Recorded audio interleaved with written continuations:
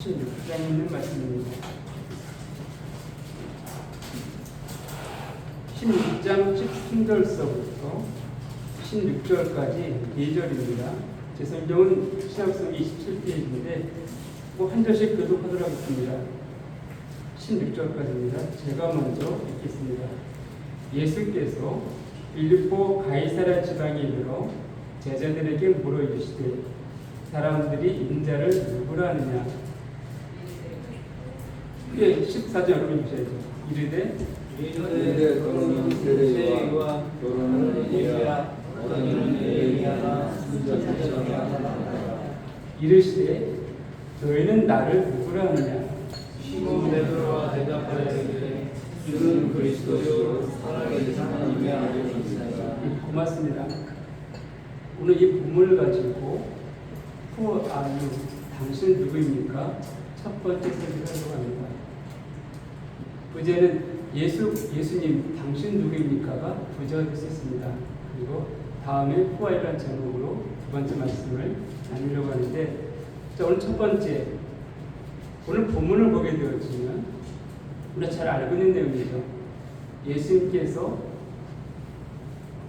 빌립보 가이사랴 지방이 되었을 때 제자들에게 물어보십니다. 오랜 시간 동안 제자들과 함께 했기 때문에 그냥 물어보십니다. 근데 예수님께서 기적을 행하시고 능력을 베푸신 것들이 많이 소문나 있기 때문에 먼저는 다른 사람들이 나에 대해서 어떻게 여기는지, 나를 누구라 하는지 물어보게 되어집니다. 우리가 누가 누구를 안다는 것은 굉장히 중요합니다. 예를 들어 보세요. 우리 평안하게 여기지만 앉아있지만은 이 자리에 우리 선생님이 계신 선생님 대통령의 위치다라고 하면은 아마 우리의 자세, 태도 이런 것들이 달라질 수밖에 없습니다. 그렇잖아요. 우리가 그냥 모임에 인도에서 장로로서 있을 때 느낌하고 한 나라를 다스리는 대통령의 그 위치에 내가 그분 옆에 있다? 아마 우리는 굉장히 긴장해서 떨 수밖에 없을 것입니다. 제가 예전에 경찰서에 제 아들 때문에 가본 적이 있습니다. 잘못한 게 없어요. 좀 조사로 나와서 갔는데, 제가 당사자도 아니고 또 제가 잘못한 것이 없음에도 불구하고 그 조사의 그 진술서를 받는 거 있죠.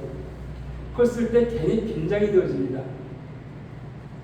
잘못한 게 없음에도 불구하고 내 앞에 앉은 사람이 누구이고 그 사람이 쓰는 것들이 법적인 효력이 있다. 잘못하면 내 아들이 이것 때문에 잘못될 수도 있다.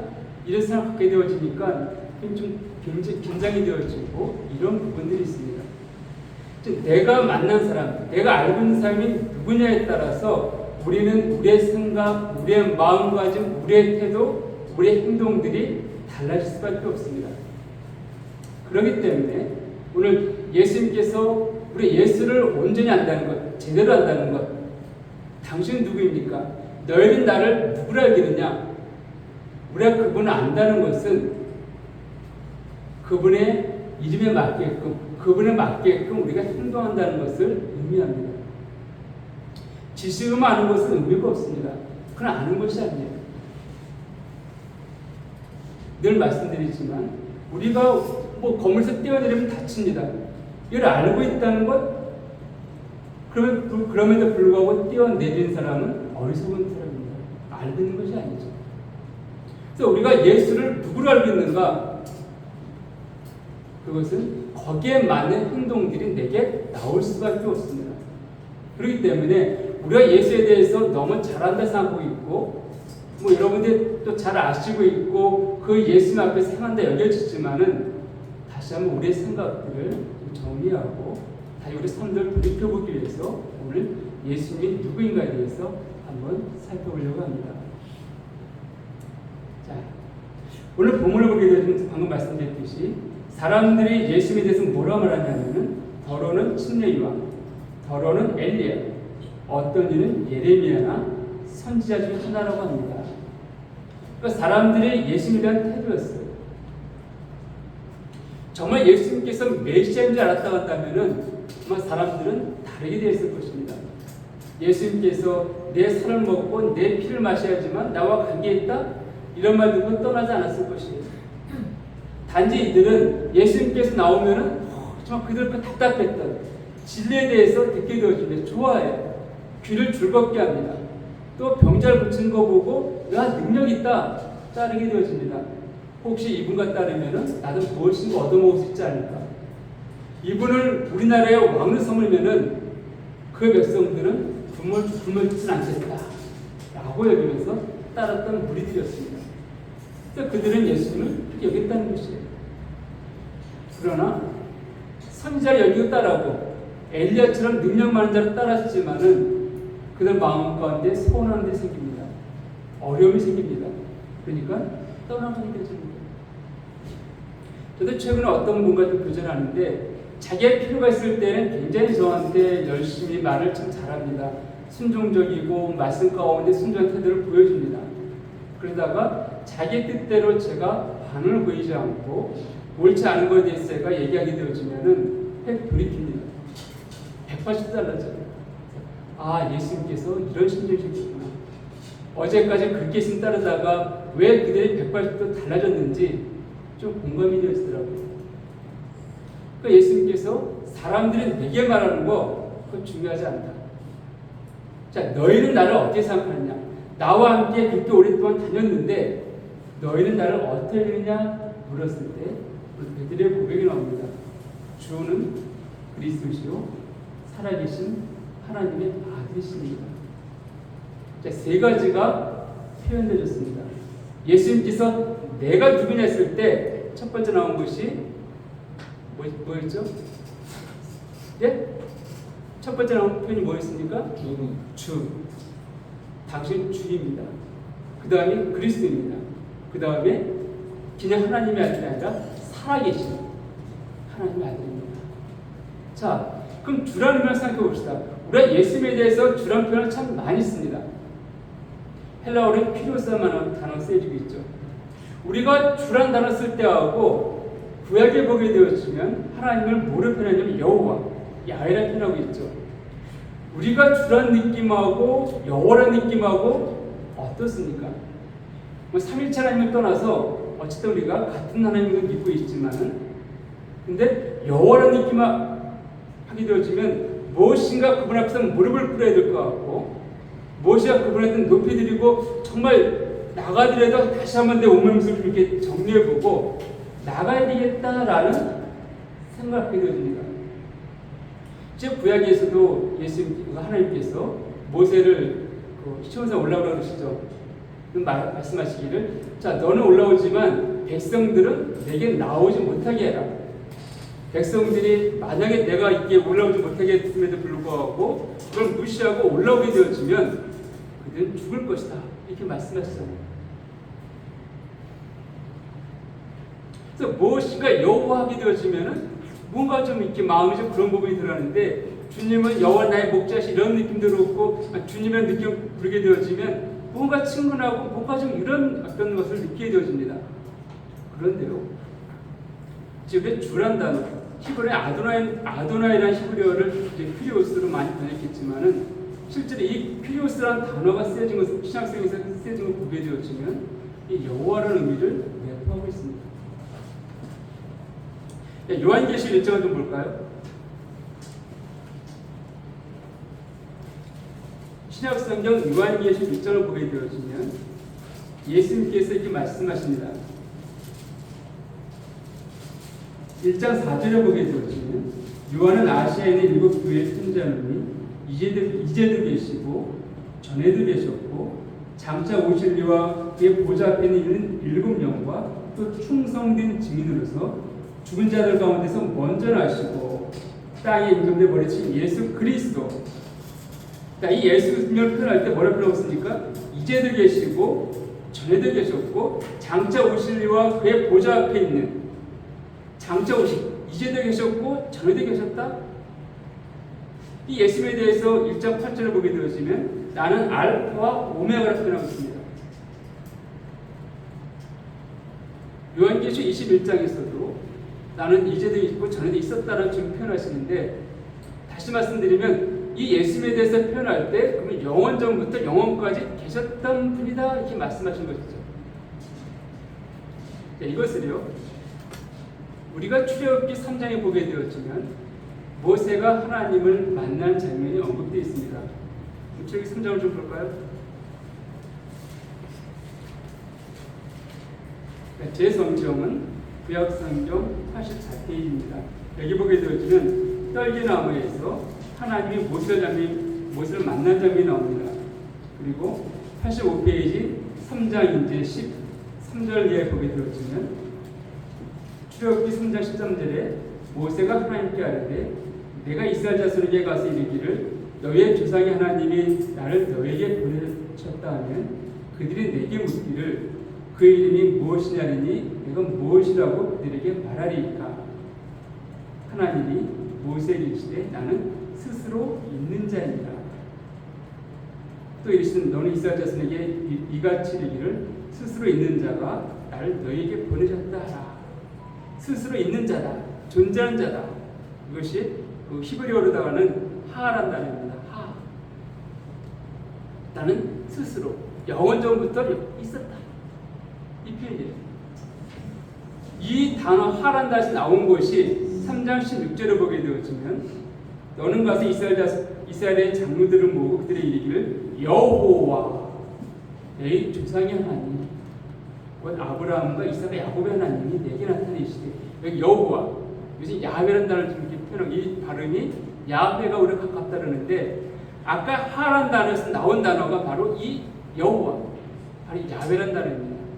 지존자로 번역되어 있지만은 그 단어의 출처는 그냥 단어 생긴 게 아니고 하란 단어에서 나온 단어 이 단어예요. 그러니까 연결되어 있습니다. 그 하나님이 어떤 분이신가? 여호와가 어떤 분이신가? 영원전부터 존재하시던 분이다. 예수님이 어떤 분이신가? 요한계시를 통해서 그 영원전부터 계셨던 분이다. 다시 말씀드리면 우리가 주라고 고백하는 그분은 하나님이라는 것입니다. 야훼라는 그 의미가 이름을 갖고 있는 그분이라는 것입니다.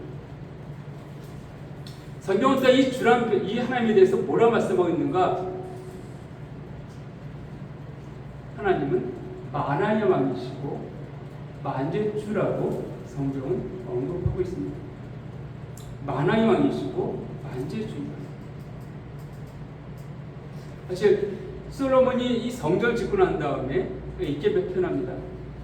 하늘의 하늘들도 하나님이 감당할 수 없겠거늘 하면 이곳에 거하시겠습니까? 라고 표현하고 있는데 하늘의 하나님도 감당할 수 없는 그분이 누굽니까? 만왕의 왕이시고 만주의 주이십니다. 우리가 주라는 표현을 쓸 때 한자 임금주자, 주인주자를 표현하고 있는데 그분이 왕이고 주인이라는 것입니다. 그래서 우리가 예수님에 대해서 주라고 고백했을 때 우리는 바로 하나님 앞에서 하나님처럼 그분을 고백하는 것이고 바로 그 고백 속에서는 하나님 당신은 바로 만왕의 왕이시고 만주의 주이십니다. 온 우주가 감당할 수 없는 그분이 바로 주님 당신이십니다. 이 고백이 그걸 내포되어 있는 거예요.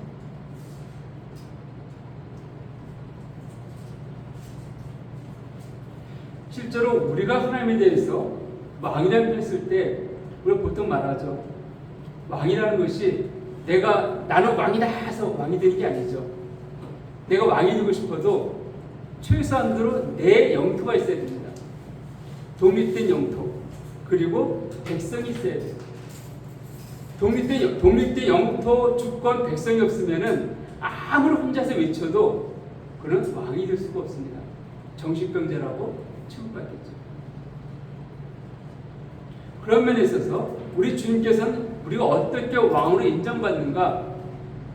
그러면 영토가 있으십니다. 백성이 있으세요. 우리 잘 알고 있듯이 창세기 1장 1절을 보게 되어지면 하나님께서 모든 걸 창조하셨습니다. 만드셨습니다. 온 우주를 만드셨습니다.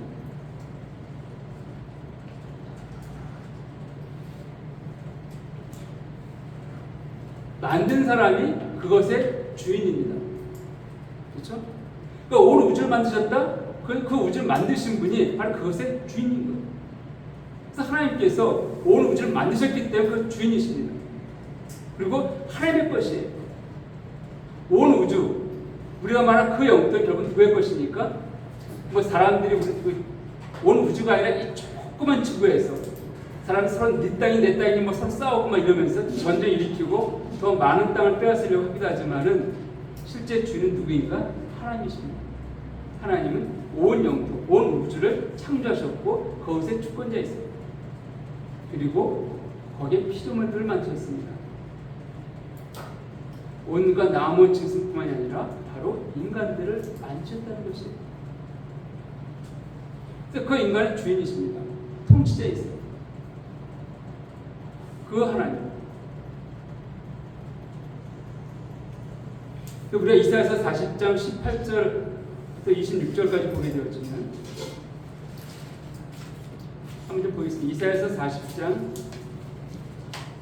18절을 보게 되었지만 그런즉 너희가 하나님을 누구와 같다 하겠으며 무슨 형상을 그에게 비기겠느냐. 그리고 21절을 보게 되었지만 너희가 알지 못하였느냐, 너희가 듣지 못하였느냐, 태초부터 너희에게 전하지 아니하였느냐, 땅의 기초가 창조될 때부터 너희가 깨닫지 못하였느냐. 그는 땅 위에 궁창이 아니시나니 땅에 사는 사람들은 예쁘기 같으니라. 그가 하늘 차일같이 펴셨으며 거주할 천막같이 지었고 귀인들을 폐하시며 세상의 사사들을 헛되게 하시나니 그들은 겨우 심기고 겨우 뿌려졌으며 그 줄이 겨우 땅에 뿌리를 박자 하나님의 입김을 부시니 그들은 말라 휘우를 바람에 불려가는 초리 같다. 그 다음 너희는 그러니 거룩과 시간이 이르시되 그런데 너희가 나를 누구에게 비교하여 나를 그와 동등하게 하겠느냐 하시니라. 너희는 눈을 높이 들어보라. 누가 이 모든 것을 창조했느냐. 보라, 주께서 수요대로 만상을 이끌어내시고 그들의 모든 이름을 부르시나니 그의 권세가 크고 그의 능력이 강함으로 하나도 빠짐이 없도다. 이 모든 걸 창조하시고 이끌어내신 분이 하나님이라고 말씀하고 있습니다.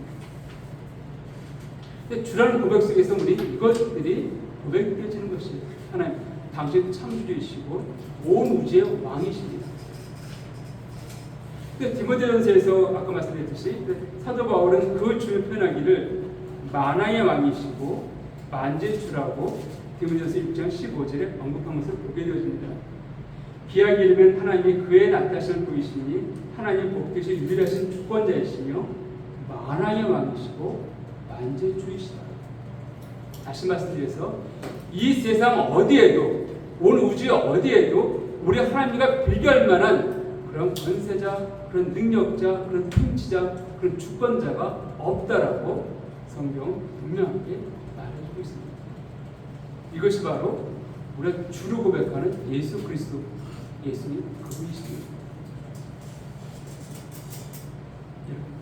우리가 방금 말씀드렸지만 회사에 다니는 사람은 회장 앞에 나간다고 했을 때 긴장하며 나갈 수밖에 없습니다. 아무리 회장이 좋은 의도로 불렀다 할지라도 어쨌든 신분의 차이가 있습니다. 회장과 직원의 차이라는 것은요 긴장할 수밖에 없습니다. 우리가 이 나라 국민입니다. 내가 투표해서 대통령 뽑았습니다. 근데 그 대통령이 나를 부른다? 내가 주권자야. 그래, 주권을 국민에게 있어. 라고 당당히 마음 생각하고 있지만은 대통령 앞에 나가게 되어지면 떨릴 수밖에 없습니다. 그게 사람의 마음입니다. 하면요, 창조자는 우리가 그분 앞에 나아간다 했을 때 우리의 마음, 우리 태도가 어때야 되겠습니까? 두려웠더라는 것은 결코 아니에요. 그분에게 합당한 태도와 예우는 필요하다는 것입니다. 그분 내가 마음 갖고 왔을 때는 아니에요. 사실 제가 이전에 주님 만나고 나서 가장 충격적인 단어, 지저스라는 단어였습니다. 왜냐하면 너무 귀한 단어잖아요. 근데 그것이 영어에서는 비속어로 쓰인다는 걸 들으면서 너무 충격을 받았습니다. 왜 그 이름이, 왜 지저스란 그 단어가 비속어로 쓰여져 있는지 이해할 수가 없어요. 우리 예수란 그 이름, 그분은 결코 그런 분이 아니십니다. 두 번째로 그리스도라는 단어입니다. 주는 그리스도에 있죠. 자, 그리스도라는 단어는 메시아를 의미하고 있는데 우리가 구약에서 이 그리스도의 기름 부음을 받았다 이런 뜻입니다. 근데 구약에서 이 기름 부음을 받은 사람들은 세 불의 사람이 있다라고 여러분 아실 것입니다. 누구한테 기름을 부어서 그 직책을 맡겼는가? 첫 번째는 누구였습니까? 왕입니다. 두 번째는 제사장입니다. 세 번째는 선지자들입니다. 이들에게 직책을 맡길 때에는 머리에 기름을 부었습니다. 그래서 우리 그리스도란 이 의미 속에서는 바로 이 세 가지 직책을 그 안에 갖고 있다. 이 세 가지 역할을 하고 있다. 이런 의미입니다. 그래서 왕, 제사장, 선지자 순서는 없습니다. 그런데 이 그리스도 이것이 메시아라는 의미를 갖고 있을 때 아마 우리한테 제일 먼저 오는 것은 이 제사장적인 사역이 아닌가라고 생각되어집니다. 또 그 앞에 살펴보게 되어지면 우리 제사장의 역할들은 죄를 깨닫게 하고 죄를 용서해주는, 속죄해주는 그 사역을 한다면은 선지자의 역할은 하나님의 말씀을 증거하는 것들이죠. 그 말씀은 진리에 대한 것입니다. 그 진리가 무엇인지를 알게 하고 우리의 죄가 무엇인지를 깨닫고 책망하는 것들이 선지자의 역할이었습니다. 이 세 가지 역할, 첫 번째는 선지자의 역할로서 우리가 보게 되어지면, 자, 그리스도의 이 고백은 예수님께서는 결국 우리의 죄를 어떻게 하십니까? 무엇인지를 나타내 보이시는 거예요. 깨닫게 하십니다. 우리가 율법을 통해서 우리가 죄가 무엇인지 알고 있습니다.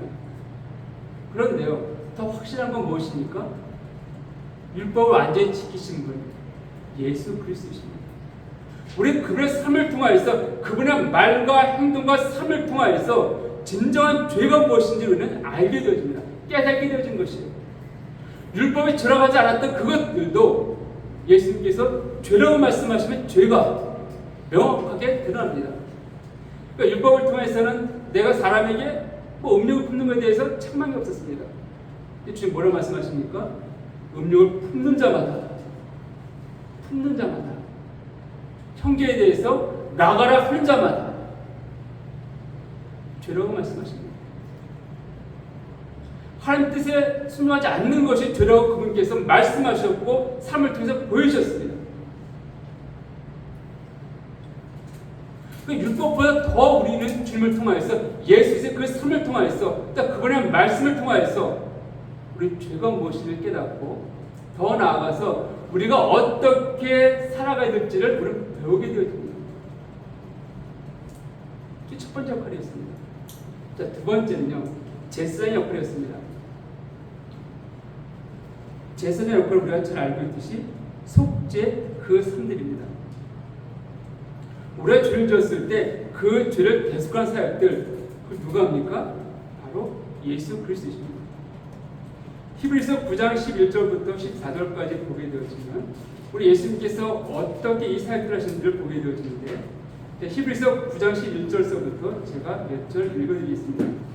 그리스도께서는 장래 좋은 일에 대제사장으로 오사 손으로 짓지 아니한 것, 곧 이 창조에 속하지 아니한 더 크고 온전한 장막으로 말미암아 염소와 송아지에 필요하지 아니하고 오직 자기의 피로 영원한 속죄를 위해서 단번에 성소에 들어가셨느니라.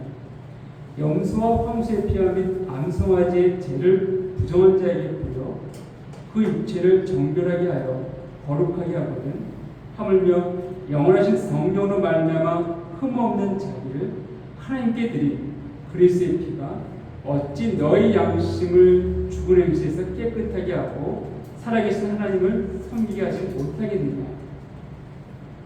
또 우리가 한 번 더 넘겨서 히브리서 10장을 보게 되었지만 10장 10절서부터 읽겠습니다. 이 뜻을 따라 예수 그리스도의 몸을 단번에 들이심으로 말미암아 우리가 거룩함을 얻었노라. 제사장마다 매일 서서 섬기며 자주 같은 제사를 드리되 이 제사는 언제나 죄를 얻게 하지 못하거니와 오직 그리스도는 죄를 위하여 한 영원한 제사를 드리시고 하나님 우편에 앉으사 그 후에 자기 원수들을 자기 발등상에 위에 하실 때까지 기다리시나니 그가 거룩하게 된 자들을 한 번의 제사로 영원히 온전하게 하셨습니다. 한 번의 제사로 영원히 온전하게 하셨다 말씀하고 있습니다. 다시 말씀드리면 우리 예수님께서는 당시 제사장으로 이 땅에 오셨습니다. 제사장 오셔서 제물을 갖고 함께 드릴 뿐만이 아니라 그 재물을 바로 자신으로 재물을 삼으셨다는 거예요. 그래서 구약에서는 염소 송아지의 피로 짐승을 죽여서 피를 뿌려왔고 그의 양심을 깨끗하게 함을 얻었습니다. 그러나 그 양심을 깨끗하게 얻었지만 영원하지 않았습니다. 온전하지 못했습니다. 계속 그것은 죄를 기억나게 했다는 것입니다. 그러나 예수 그리스도의 그 죽으심은 다시 그 죄를 기억나지 않게 하는 영원히 온전하게 하신 제사였다라고 성경은 말하고 있습니다. 이 사역들을 하셨습니다. 여기서 끝난 것만이 아니죠. 구원 받았음에도 불구하고 우리 안에 여전히 옛사람이 있는 것도 인정할 수밖에 없습니다. 나를 유혹할 때가 있고 그 죄에 넘어질 때가 있습니다. 요한일서 1장 9절을 말씀하고 있죠. 우리가 우리 절 자백하면 저는 미쁘시 그러서 우리 절 사하시며 모든 불에서 깨끗게 하실 것이다. 여기서만 끝난 게 아닙니다. 요한일서 1장 9절 우리가 너무나 우리가 잘 알고 있지만은 요한일서 2장에 가게 되어지면 바로 이렇게 말씀하십니다.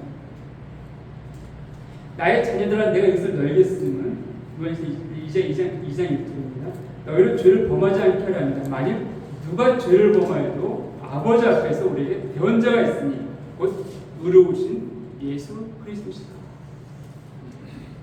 우리가 죄를 지었을 때 대언자가 있다라고 말씀하고 있습니다. 영원한 속죄를 말씀하셨을 때 그럼 내가 평소에 짓는 죄는 어떻게 되어집니까? 라고 하는 자들 향하여서 자백하고서 말씀하고 있고 또 곧바로 말씀하십니다.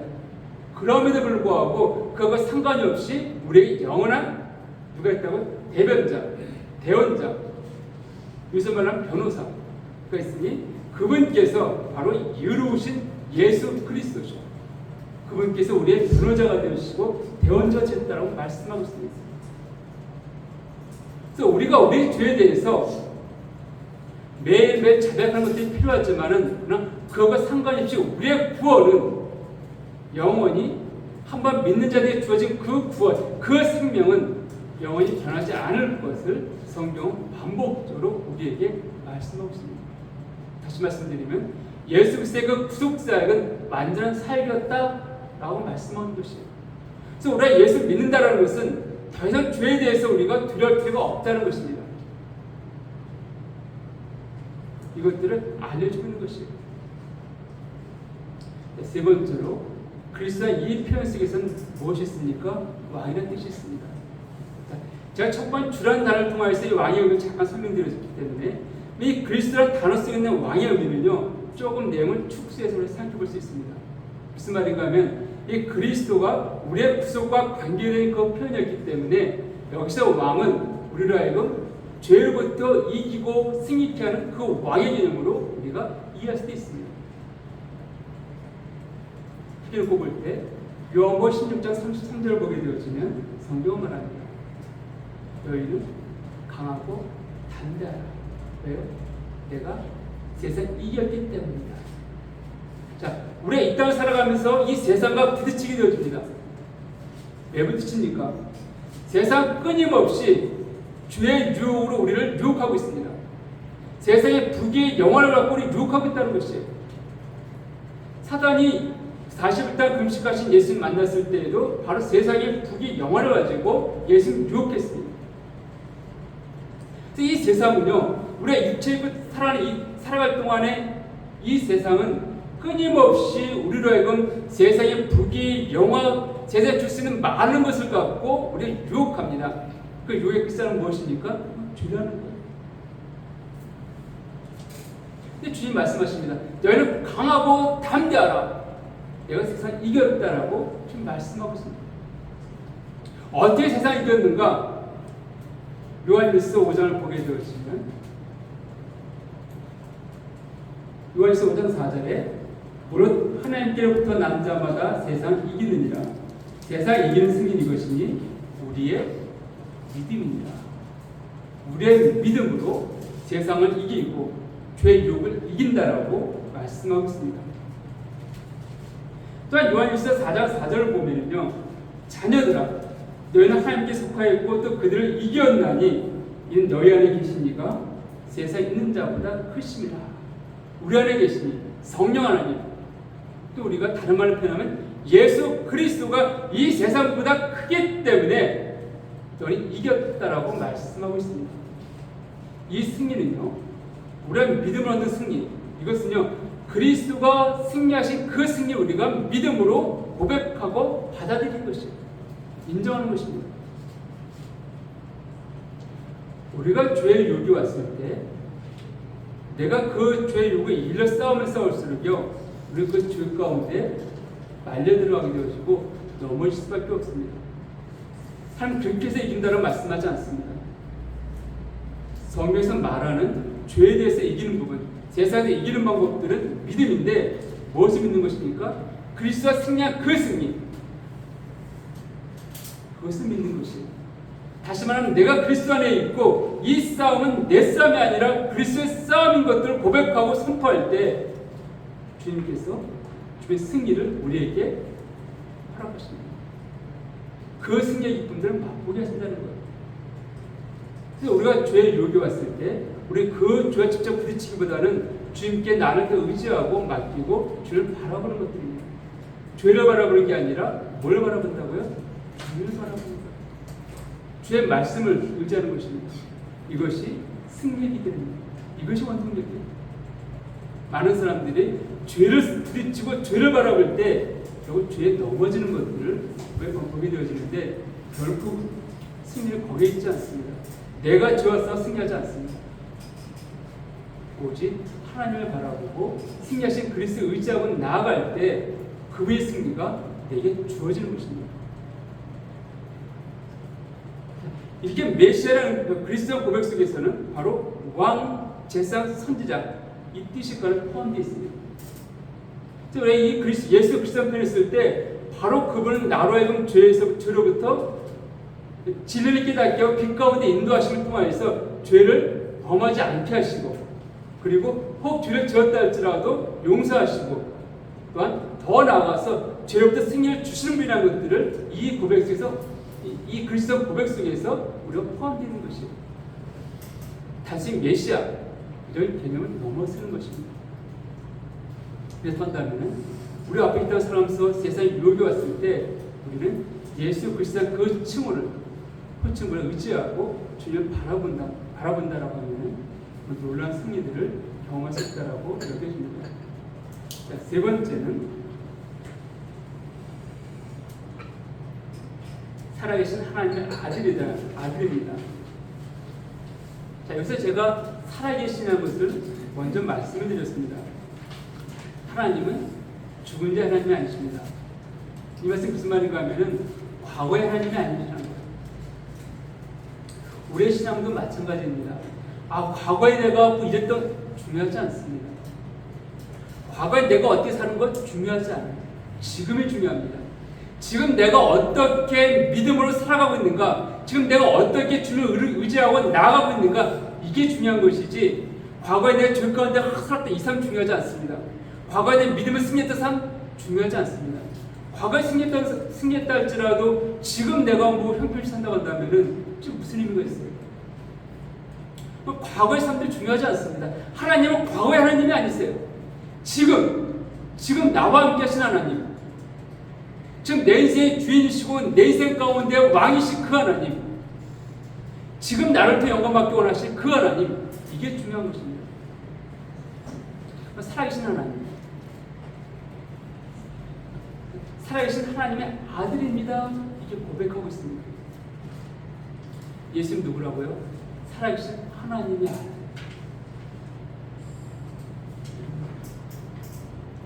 우리 이 예수님께서 하나님의 아들로 어떻게 인정을 받았는가? 로마서 1장을 보게 되었지만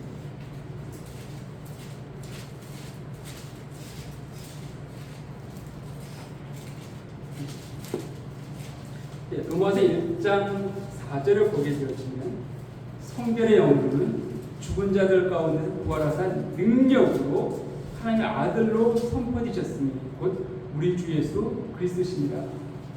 죽은 자들 가운데서 부활하사, 이 예수님은요 하나님의 아들이 인정받았다. 어떻게 인정받았는가? 부활하심을 통하여서. 하나님의 아들이시라는 것은 그분의 부활을 통하여서 증명되어졌습니다. 이건 동일하게요. 우리가 누구입니까?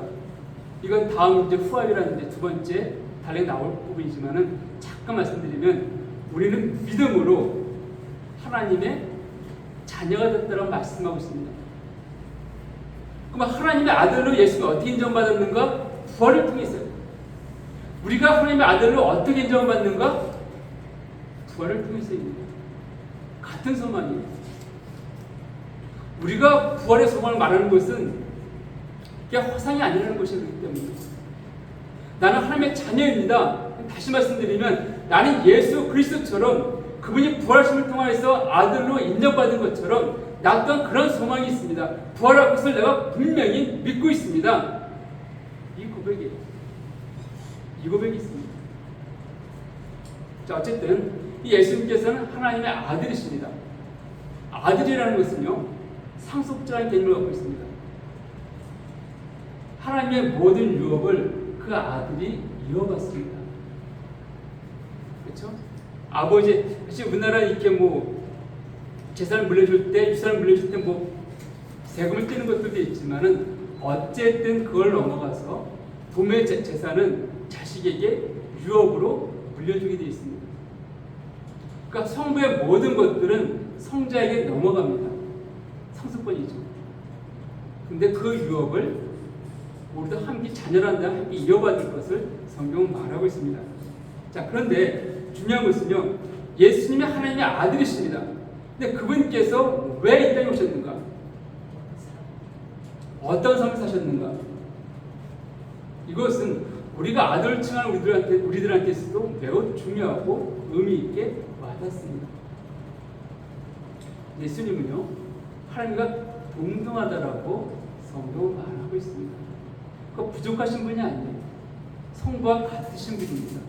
그런데 그 동등됨을 취하고 여기지 아니하시고 종의 형체를 입고 이 땅에 오셨다라고 말씀하고 있습니다. 우리가 예수를 대할 때 우리는 육신을 입고 있는 예수님을 우리 많이 생각하게 되었지만 실제로 예수님 안에 신성이 포함되어 있습니다. 완전한 하나님이시라는 거예요. 그 완전하신 하나님, 그 하나님께서 우리와 같은 인간의 몸을 입고 이 땅에 오셔서 그 삶을 살아가셨습니다. 왜요? 왜 그러셨을까요?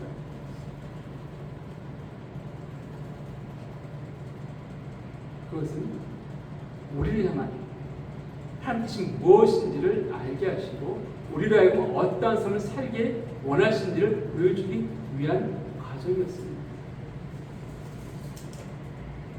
예수님께서 하나님의 아들이셨다. 그럼에도 불구하고 그분은 우리랑 똑같은 삶을 사셨습니다. 그런데 그분은 죄를 범하지 않으셨습니다. 그리고 그분은 하나님의 뜻에 온전히 순종하셨습니다.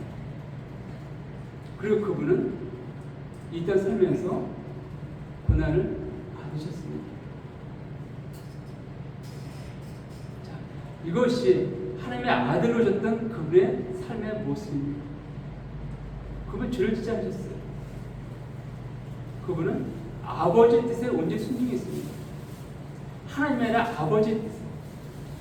그리고 그분은 어떻게 했다고요? 고난을 받으셨습니다. 스스로 원하셨던 고난은 별거 아닙니다. 그러나 하나님의 아들이기 때문에 받았던 그 고난입니다. 이것은요, 우리한테 동일하게 우리가 하나님의 자녀였을 때 어떤 삶을 살아가야 될지를 보여주는 것이에요. 이 세상 사람들이 우리가 누구인지 알지 못합니다. 마치 예수 그리스도가 하나님의 아들이심에도 불구하고 그 당시에 그 많은 사람들이 예수님을 하나님의 아들로 인정하지 않았습니다. 몰랐다는 것이에요. 예수님이 외쳤음에도 불구하고 인정하지 않았습니다. 그 결과 그 예수님은 오히려 많은 고난과 핍박까지 있다는 것이에요. 우리 또한 어떤 자들입니까? 우리 하나님 자녀라고 칭함받고 있습니다. 우리 그 당당함들이 있어요. 그러나 이 세상 사람들은 우리의 당당함을 인정하지 않습니다.